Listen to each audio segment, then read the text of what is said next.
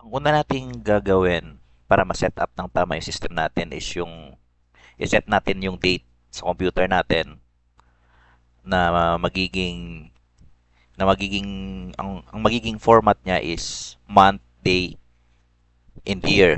2-digit month, 2-digit ang day, 4 na digit ang year. Kasi yun yung format na need ng system natin para makapag-generate tayo ng mga tamang report para mag-synchronize lahat ng mga report na need natin.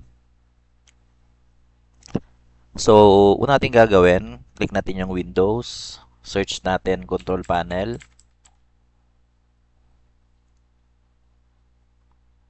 click natin Region, search natin Region.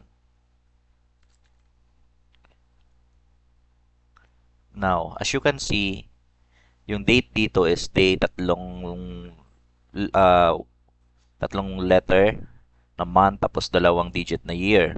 Yun yung makikita mo dito sa baba. Dapat ang gagamitin natin is itong format na to. So, month, day, day, tapos 4 na digit na year. Now, pag wala ito sa drop down nyo, ang gagawin nyo, punta kayo ng additional setting, then date. Itong short date na format, pwedeng i-edit yan, pwedeng palitan. So, ang gagawin nyo, MMDD, pwede rin yung small letter, walang problema yan. Then, click apply.